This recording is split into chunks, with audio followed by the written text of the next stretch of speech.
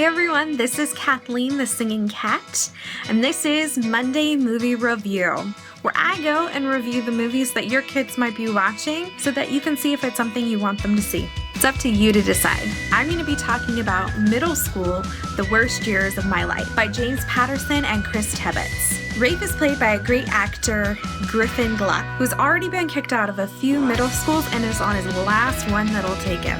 And of course, this one is his worst one yet. What with Nazi dictators, with a big book as long as the Bible on the school's code of conduct, full of some of the most ridiculous rules I've ever seen in middle school. And I was in middle school and we had some ridiculous rules. Rafe tries to keep his cool, if only to help out his mother, played by none other than Lauren Graham. Yes, another movie where Lauren Graham plays the mother. But the dictator himself, Principal Dwight, played by Andrew Daly, confiscates his book of drawings that already seem to come alive whenever he creates them. When that happens, all bets are off. So basically, Home Alone meets Diary of a Wimpy Kid. As far as the cast, you definitely got to give it up for Andrew Daly, who plays Principal Dwight, the dictator, the misogynist, the horrible man who makes up these ridiculous rules. Another disgusting character is the mom's boyfriend, Bear, played by Rob Riggle. That guy's so typecasted to play a douche, you almost feel bad for him. Almost. He's an actor. He gets jobs. One of my favorite actors was Alexa Nissenson. She plays Rafe's little sister, Georgina. Her and their pleasantly plump pug just make a great, colorful commentary about all that's going on. The girl even drives, and she's like 10. And James Patterson makes cameo, but he should probably stick to writing.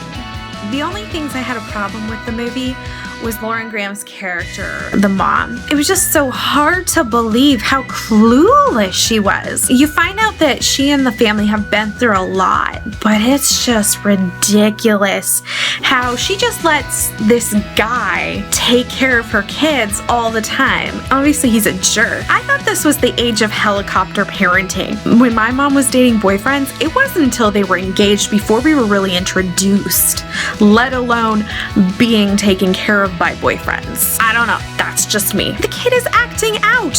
Why would you bring a completely new person in the mix in the family home when something's already going wrong? Hello? Granted, she does own up to how ridiculous she's been, but still, it was all so unbelievable. It is through the eyes of a 13-year-old, so you never know. But still, and it's time for one of my favorite segments, Parent Hat Time. So the things that you need to be worried about if you're going to take kids to see it is one of the biggest things are death and loss. Also, there's some bullying, not too bad, but a little bit between the peers. Most of it is with authority figures. There's a lot of corruption that goes along with the authority figure, so that's something to also be aware of. One of the biggest themes was standardized testing. Definitely this was put in a bad light. There's also one little part where it's mentioned that he's drawn breasts, but you never see the drawing, and it's not like he saw them. He just talked about how real they looked, or so he thinks. It's one little line. It's in there, just so you know. I would guess the ages would be around 10 to 14. 10 just because of the subject matter of middle school life and the things that go on for 13-year-old boys. I think 10 is a pretty good age. Taking any kid over the age of 14, I don't think they want to go, but I think if you drag them along, they'd probably have fun. Another of my favorite segments, Hunk of the Movie. For the 13-year-old girls watching this, definitely Rafe is a hunk. He's that tortured soul, the rebel without a cause. But because I'm an adult, there's always a cool teacher in these types of films. The teacher, Mr. Teller, played by Adam Pally, most notably on The Mindy Project as the complete ridiculous goofball. But he plays a more subdued, I'm just cool, but I'm going to teach the kids how to love learning using their own terms on their level. Man who loves children, who becomes a sane presence to the school. All in all, it's a fun film. If you've seen the movie, let me know what you think by putting down in the comments.